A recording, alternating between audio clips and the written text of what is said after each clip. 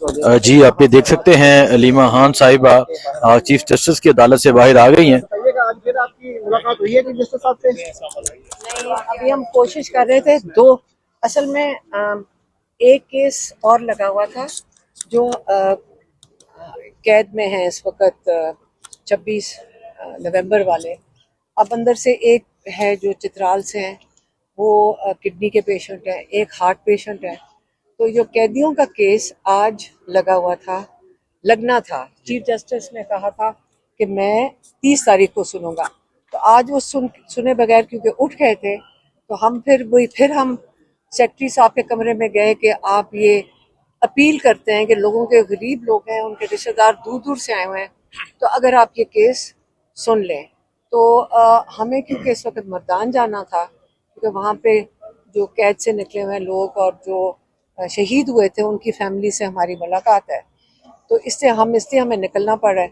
लेकिन हम उम्मीद करते हैं कि जो हमारे लॉयर्स और हमारे एमएनएस वहाँ बैठे हैं वो कोशिश करेंगे कि ये केस जज साहब से अपील करके तो जो दो बीमार लोग हैं उनको तो ये बेल दे दें ताकि वो इलाज करवा लें, ये ना हो कि उनकी बीमारियां बढ़ जाएं। तो एक उन दोनों के लिए कोशिश कर रहे हैं चीफ जस्टिस साहब सुन ले, क्योंकि उन्होंने खुद वादा किया था कि 30 तारीख को सुनेंगे। और एक जो कि इनकी बेलों की डेट दे दें, क्योंकि आज उन्होंने नहीं सुना। और आपको पता है कि पहली तारीख को तो वैसी छुट्टी है, तो फिर ये दिन आगे चला जाएगा, ये मंडे तक चला जाएगा, तो ये डिले हो रहा है।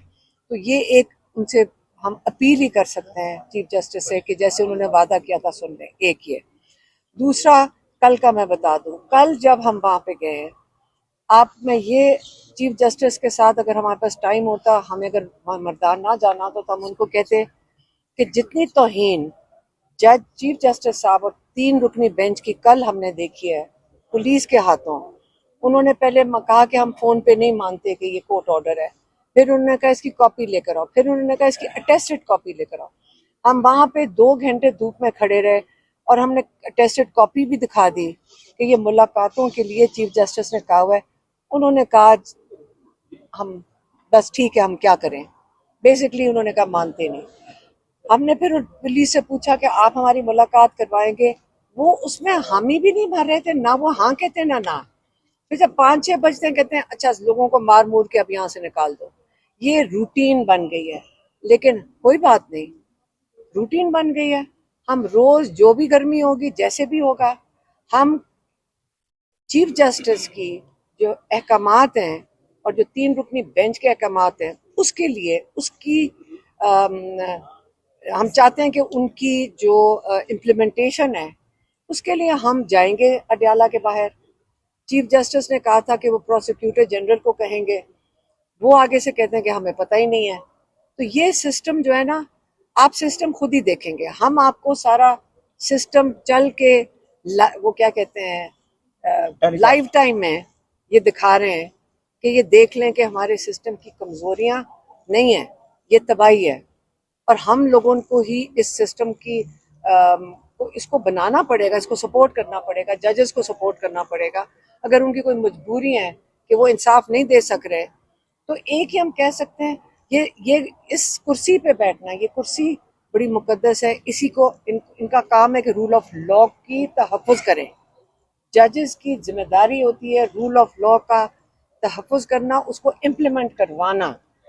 अगर ये दोनों चीज़ें जजेस की जिम्मेदारी है, अपनी जिम्मेदारी पूरी इनको करनी चाहिए, हम इनके साथ खड़े हैं। लेकिन इंसाफ हर पाकिस्तानी का हक है, ये हमारा आइन हमें हक देता है। और अगर आप मुहैया नहीं कर सकते तो ऐसे लोग ले आए जो इसको, हम पाकिस्तानियों को 24-25 करोड़ लोगों को हमारा आइन हमें हक देता है।